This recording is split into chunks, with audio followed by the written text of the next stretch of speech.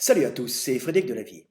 Ce soir, je voulais vous faire une petite vidéo philosophique pour vous parler de religion et de croyance et pour vous expliquer pourquoi les religions sont liées à l'homme et à son évolution et accompagnent tous les peuples et toutes les civilisations.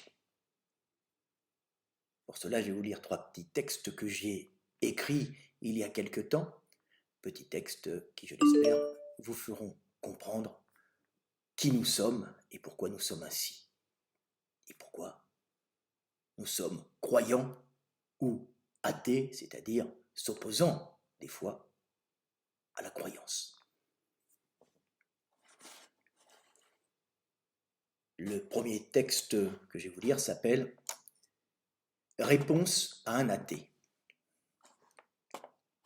L'athée, qui hait les religions et dédie sa vie à les combattre, pour la puérilité apparente des histoires qu'elles colportent, et pour l'instrumentalisation qu'en font certains pour soumettre ou justifier l'élimination et la mise à mort d'individus et de peuples, je lui dirais que les religions existent depuis le début de l'humanité.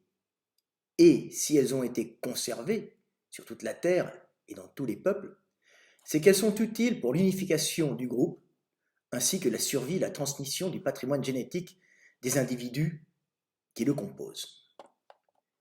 Si les religions n'apportaient que la guerre et n'étaient utilisées que pour soumettre des crétins à des oligarchies, ou des peuples se réclamant de droits divins sans aucun autre avantage, il y a bien longtemps qu'elles auraient été éliminées, car la nature ne conserve au niveau biologique comme au niveau culturel, l'un engendrant l'autre, que ce qui favorise la vie et son épanouissement.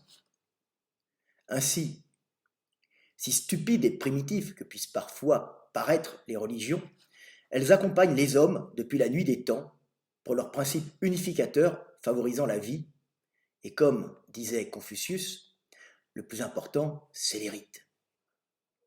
Pas pour leur réalité, car ce sont des histoires mythiques, mais pour l'union qu'ils génèrent entre les hommes et qui favorise la vie, son épanouissement et la continuation de la conscience de Dieu ou du monde dans les hommes. Les religions ne sont pas vérités.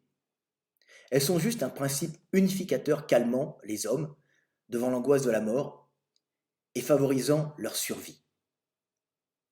Le nouvel homme, l'homme éveillé, même s'il sait qu'il est l'incarnation humaine et mortelle de Dieu ou la conscience du monde en l'homme, ne sera plus religieux, mais il continuera à pratiquer sa religion pour les rites unificateurs qu'elle contient, pour ne pas oublier son histoire et avoir le plaisir d'être avec ceux qu'il aime, ce qui est l'essentiel. Voilà, quand nous allons nous réunir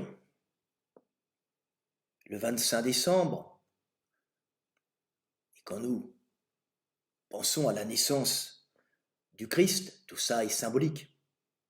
Le Christ n'est pas né un 25 décembre, mais l'important c'est d'être réunis ce jour-là, qui était une vieille fête païenne en vérité d'agriculteurs qui indiquait le solstice d'hiver, c'est-à-dire le jour où la nuit est la plus longue. Voilà. Et c'était le passage, la transition symbolique des ténèbres à la lumière, puisque le lendemain, les jours commençaient à s'agrandir. Les agriculteurs connaissaient bien cela. Donc ce sont des fêtes, on les mélange, ce sont des rites unificateurs qui en même temps étaient des rites d'agriculteurs pour rythmer un peu les hommes et leur permettre de savoir quand ils plantaient, quand ils devaient se reposer, quand ils devaient faire ci ou ça, en fonction des rythmes de la nature. Voilà, c'est toujours très intéressant de comprendre. Hein. Et donc, il y avait un côté très calorique derrière. Donc, recherche énergétique. Voilà. Je vais vous lire un autre petit texte qui s'appelle « Conscience, religion et spiritualité ». Les religions sont liées aux notions de temps et au verbe. Elles structurent, calment et unissent les hommes, leur permettant de mieux affronter le monde et transmettre leurs gènes. Les religions sont des histoires mythifiées ou inventées. L'important n'est pas leur véracité, mais leur fonction positive à la transmission de la vie. Mais en réalité, il n'y a qu'une chose de réelle, la conscience générée par le monde. Tu es la conscience du monde qui ne cherche qu'à vivre, à transmettre la vie et à aimer avant de disparaître, afin que la vie perdure et que cette conscience du monde ou de Dieu puisse continuer à exister et à aimer dans les vivants. La dernière religion sera de comprendre cela et de savoir que nous sommes le monde, conscient en l'homme, et qu'il est de notre devoir et de notre programmation génétique de tout faire pour préserver notre monde et favoriser la vie. Car la vie accueille la conscience du monde, et cette conscience a cette merveilleuse propriété de permettre au monde ou à Dieu d'aimer et d'être aimé. L'univers n'a qu'une seule finalité, toi, et l'amour que tu donnes et que tu reçois. Voilà, petit texte pour te parler un peu de ce que tu es réellement. Et bien sûr, j'étais content d'écouter des émissions, des vidéos sur YouTube où une chercheuse qui travaillait pour SETI, pour les Américains donc, qui étudiait les possibilités de vie dans l'univers et la naissance de la vie dans l'univers, arrivait à cette même conclusion que la vie est propre à l'univers et que l'univers est en quelque sorte programmé pour générer à un certain moment, d'une façon automatique, la vie et la conscience. Et c'était très intéressant. Elle expliquait que dans tout l'univers, en tout cas même dans notre galaxie, dans tous les systèmes planétaires qui tournent autour des soleils, et elle disait que globalement, il y a minimum une planète autour d'une étoile. Donc il y en a sûrement beaucoup plus. Et que dans ces milliards de planètes, il y avait bien sûr, statistiquement, une forte probabilité, si ce n'était pas la logique totale, qui voudrait dire que la vie est partout, et que s'il n'y avait pas de vie dans les autres systèmes planétaires, et chaque étoile a au moins une planète, en vérité elle en a beaucoup plus, s'il n'y avait pas la vie dans certains systèmes planétaires, c'est que les statistiques ne voudraient plus rien dire, et les probabilités aussi. Voilà, donc c'était toujours très intéressant, et elle arrivait à la conclusion que on était la conscience du monde, voilà, et que le monde, que le chaos est capable de générer des Boeing, des ordinateurs, par notre intermédiaire bien sûr, mais que le monde est fait pour générer tout ce que vous avez autour de vous, et la haute technologie, et tout ça, est le fruit du Big Bang. Voilà, c'est toujours intéressant. Et les religions aussi d'ailleurs, qui unifient les gens. Et je vais vous lire un dernier petit texte qui reprend un peu ce qu'il dit dans les autres, qui s'appelle « Le concept de Dieu ». Le concept de Dieu est le résultat d'une évolution spirituelle liée aux notions de temps dans le langage, et à cette capacité qu'ont les hommes de se projeter par le verbe en d'autres lieux et d'autres temps, et ainsi de conceptualiser l'esprit sans le corps, et ensuite de conceptualiser l'esprit des morts, des animaux et des choses, les esprits bons ou mauvais, les dieux, ou les esprits qui régissent le monde, et enfin Dieu, l'esprit créateur de toutes choses.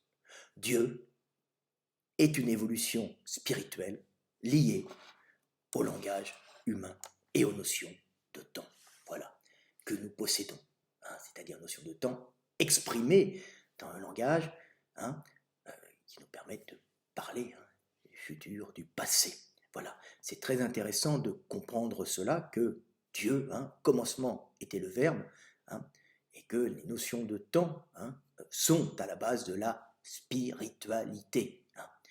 Que ces histoires mythiques que nous racontons, et que toutes ces histoires de divinité sont liées justement au langage et à cette capacité que nous avons, nous, les hommes, de se projeter par le langage en d'autres lieux et d'autres temps, et ainsi de se concevoir en esprit, sans le corps, hein, et de concevoir l'esprit, c'est-à-dire la spiritualité.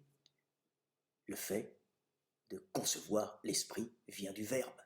Voilà. Et ensuite naissent les religions unificatrices, les religions qui permettent aux hommes de se grouper pour se protéger des autres hommes qui viendront effectuer des prédations caloriques sur eux, hein, ou de s'unir pour effectuer derrière ces religions des prédations caloriques. Mais en tous les cas, les religions permettent d'unir les hommes et ont favorisé l'épanouissement des civilisations en limitant les conflits internes aux sociétés, mais elles ont généré aussi des méga-guerres, hein, puisque les hommes s'unissent derrière des croyances, hein, en groupe, favorisés justement par cette union religieuse, cette union de croyances, pour aller attaquer d'autres hommes qui ont pratiqué aussi des religions différentes.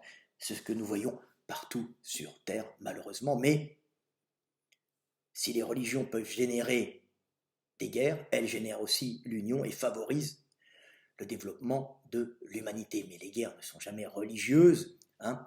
Les guerres ne sont jamais politiques comme on le croit, les guerres sont toujours réalisées pour des histoires caloriques sous-jacentes qu'on ne voit pas et qu'on ne perçoit pas forcément, que ce soit des tuyaux remplis de gaz, hein, des réserves de pétrole, des champs avec du blé, hein, bien sûr.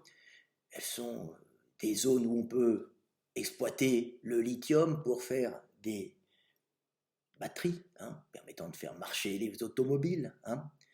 Des zones où il y a des terres rares permettant de créer des batteries pour faire marcher les automobiles, qui permettent aux hommes d'aller chercher la calorie, bien sûr. Elles sont toujours caloriques, hein. Les guerres sont toujours énergétiques, c'est l'énergie qui fait tourner le monde, et les hommes sont prêts à tout pour cette énergie. Voilà, j'espère que cette petite vidéo philosophique vous a plu, hein. Et je vous dis,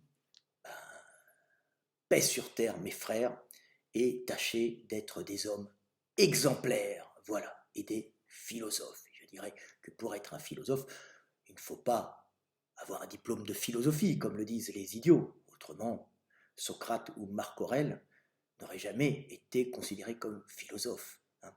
La philosophie, c'est observer le monde, étudier le monde et les anciens, et essayer de l'analyser pour transmettre des réflexions pouvant favoriser notre épanouissement et celui des hommes, avec un grand H. Salut à tous, c'était Fred Delavier, je vous aime et paix sur terre, mes frères et sœurs.